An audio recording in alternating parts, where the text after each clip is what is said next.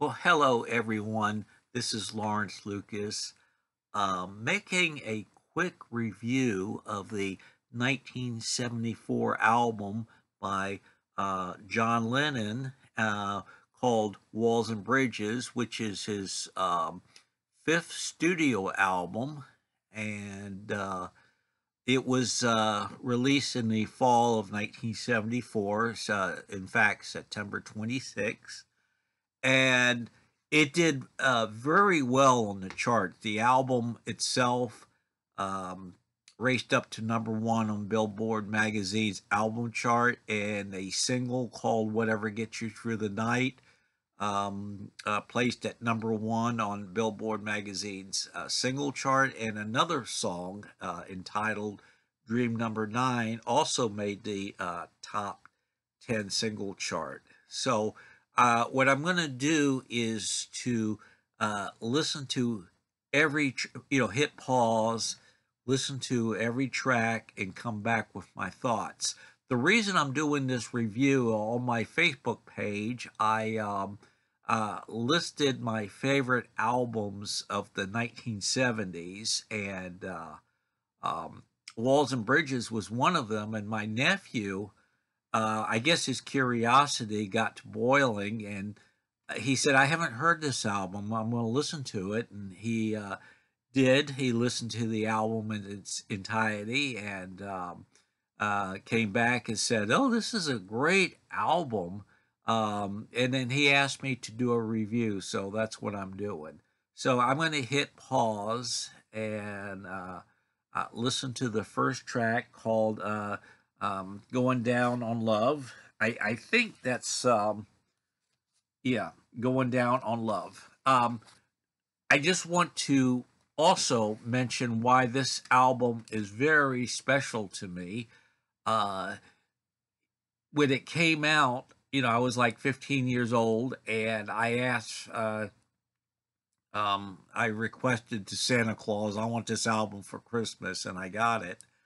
And at the time, prior to Walls and Bridges, John released two other albums sometime in New York City, and Mind Games, which weren't so well received by the critics or public. So when Walls and Bridges came out, and I was just getting to the age where I was interested in music, buying music, um, I felt like this album was made for me because it was a more recent release, where his most two other most noted albums, were released in 1970 and 71. That's the Plastic Ono Band album and Imagine. So Walls and Bridges was new. It wasn't back catalog. So um, it's always been my favorite Lennon album, um, because you can listen to it for enjoyment. It wasn't politically laced or wasn't too heavy on his personal life. Uh, songs like "Mother," where he lost his mom at an early age and didn't have much of a relationship with the father. Um, anyway, I'm getting ahead of myself. So I'm going to hit pause and listen to "Going Down on Love" and come back with a comment. Okay, the album starts off really strong with "Going Down on Love." Um, a lot of these, most of the material or songs for this album was written um, when John went to Los Angeles for like 18 months, a separation from an arranged separation from Yoko. And, he was a bit like being a bachelor again, and, sowing some wild oats, but you could just tell that he missed Yoko. and that's indicated on this first song. Um, John went back to New York to record this album, and he assembled a fine cast of musicians, people he had worked with in the past, like Klaus Voormann and Jen Keltner, and just other people. And this album is very laced with horns to drive the melody, and I just love the opening track going down. I loved when you live is right and trying to emulate the melodies. Uh, but it's about missing Yoko, and your significant others, you could say. Um, the track opens with the bongo drums, which is really cool, and it's very melodic, and so that's track one.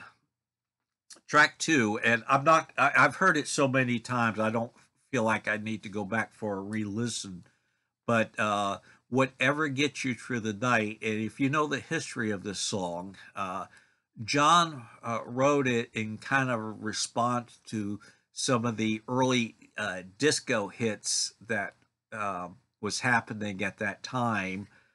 Disco was just starting to uh, um, take over in mainstream music, and there was a song called "Rock Your Baby" by I forgot the name of the artist, but it was a big number one record. It was written actually by uh, Casey of the Casey and the Sunshine Band, and George McRae, was the artist who had the big hit with it. And John wanted to, write a song that had that type of groove to it, and so he was fumbling around with it in the studio, and guess who stopped by? Elton John, and John played what he had of the song recording of it so far, and John asked, "Hey, can I play some piano on it?" And um, Lennon said, "Sure," and so um, Elton did play the piano and did vocal harmony, and Elton said to John, "Release this as a single, as your first single, and it will become a number one hit. If it does go number one, you got to promise me that you would come to my um, upcoming Madison Square Garden show after Thanksgiving of '74, and perform some songs." Well, the song did go to number one, and John kept his promise, and that was Lennon's last major public performance. Okay, unfortunately. So it was funny. My nephew said when he heard the beginning of the song with the horns blasting, it kind of reminded him of the opening of Saturday Night Live. And what kind of struck me in later years about Whatever Gets You Through the Night is this collection right here, the John Lennon collection. It has "Give Peace a Chance," "Instant Karma," and "Power to the People." Kind of politically motive driven songs, and then the fourth track, "Whatever Gets You Through the Night." So you're hearing this heavy political stuff, and then the "Whatever Gets You Through the Night," the fourth track comes along. It had those driving horns. You're hearing something more, lighthearted, and a lot of people like the lyrics to this song. You don't need a sword to cut through flowers. It's a catchy song. It went to number one. John's only number one song while he was alive. I don't know why. Give Peace a Chance was not number one. Okay, I kind of lost track here, so we'll move on to the third song, Old Dirt Road. And this song was co-written with Harry Nilsson. Um, I really like the creamy guitars, the orchestration. It would have made a really good Beatles song. I could imagine George Harrison doing the guitars there on that song. Um, and then there's What You Got. And if you listen to the beginning of it, it kind of reminds me of Everybody Got Something to Hide Except for Me and My Monkey, with the guitars and the melodies. Um, it's another, I Miss Yoko type of song. I mean, John is just partying his ass off, and he even got kicked out of the Troubadour during that time, which is a famous um, club where performing artists perform um, in Los Angeles, and he was just being a jerk, and they actually kicked him out of the club. So Johnny's Wild weekend, but you know he was having a good time, but you listen to some of these songs and inside he really missed Yoko. So what you got is just him reflecting on that relationship and regretting that about the separation, and he wanted to go back to Yoko. What 1, 2, 3, 4. The fifth track is called "Blessed You," and I'm not going back to listen to these because I've heard this album so many times. Um, which is probably one of the best songs on the album. It has a kind of a bossa nova, Brazilian, jazzy feel to it, and I'm going to look something up really quick. I'm going to hit pause, look something up, and get back with you. Okay, as I was saying, Bless You has kind of a Brazilian jazzy uh, bossa nova type of feel. But what I really like about the track is a musician named Ken Asher, um, who plays electric piano and mellotron. His contribution on that track. Um, if you listen to it closely and then go back and listen to the Beatles song "Don't Let Me Down," you can kind of hear a similar type of vibe going on. So that's great. Um, and then "Scared." It starts off with the sounds of like distant wolves howling. Um, Another "I Miss Yoko" type of song. I'm scared. I've had all this success in my life, but I feel like things are kind of passing me by. Um, John lost some of his stature in the music industry when the two previous albums didn't do so well, and he's what am I going to do now at this stage in my life? I lost Yoko, my popularity's kind of on the wane, so I'm scared, and great execution of scared, musically, and so a fine way to end side one, and it except for Whatever Gets You Through the Night, a lot of the other tracks are kind of gloomy, but in kind of a warm way. The gloominess is like a blanket that you cast over yourself as a source of comfort. Okay, it's like having a good cry. Um, Dream number 9. I'm going to look that up real quick. Okay, side 2 opens with Dream number 9, which has always been one of my favorite songs on the album, if not the favorite.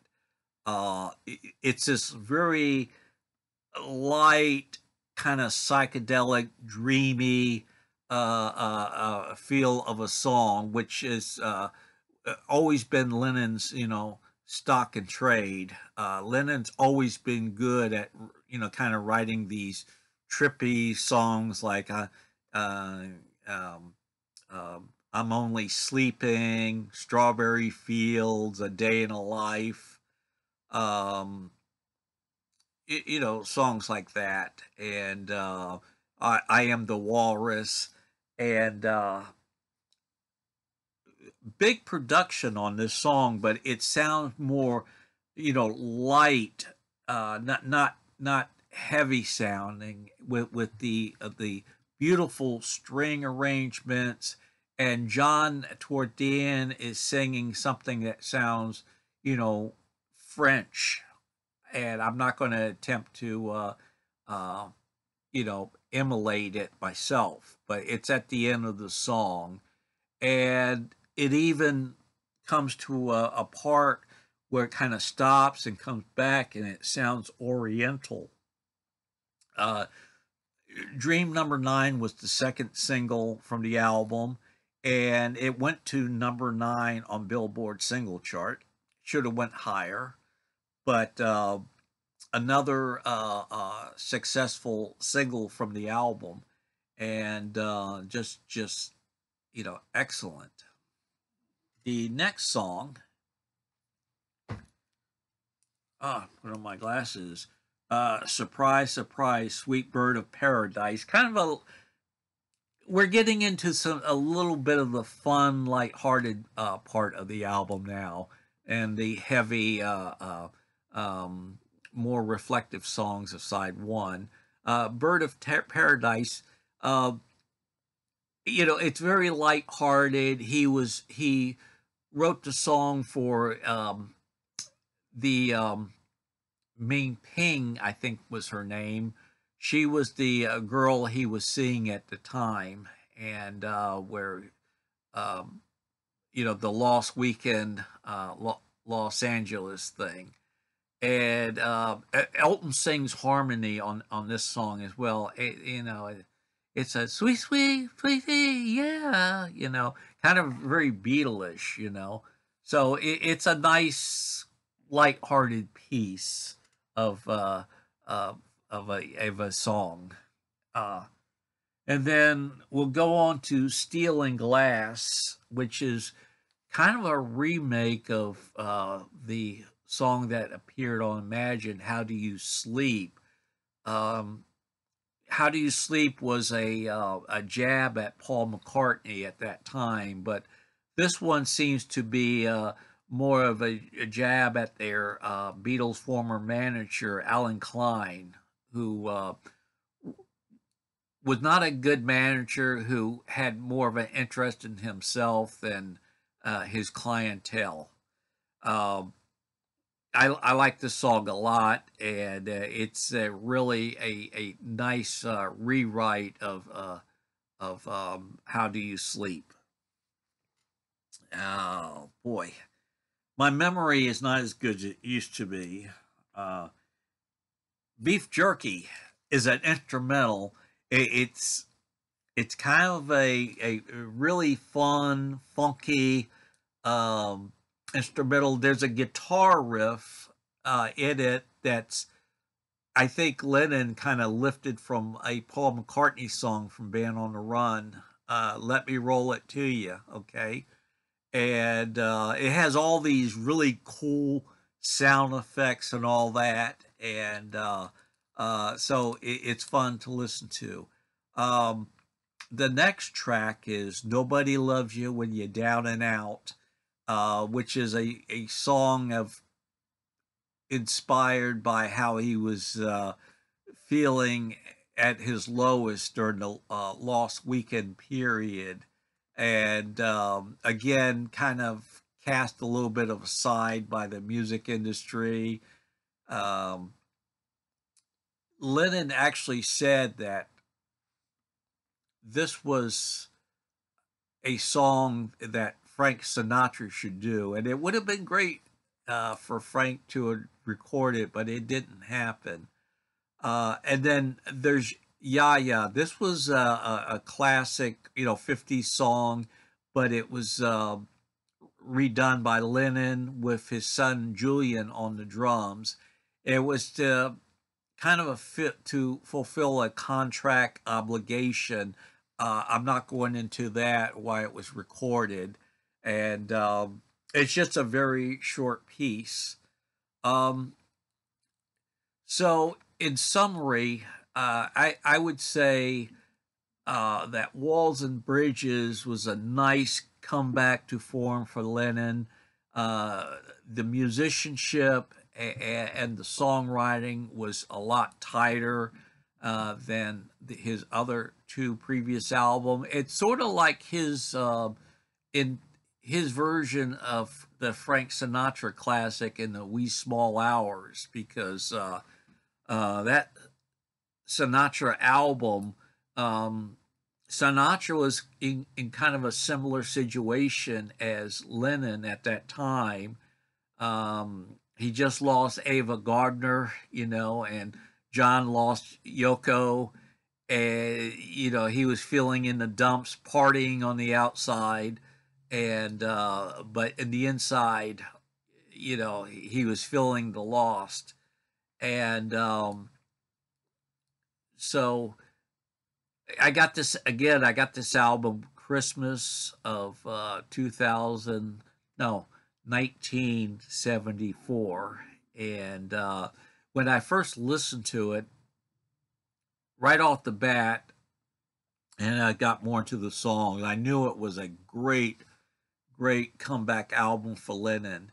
And, after this album, he released the Chaotic Rock and Roll, which is a album of covers, and I'm not going into that album.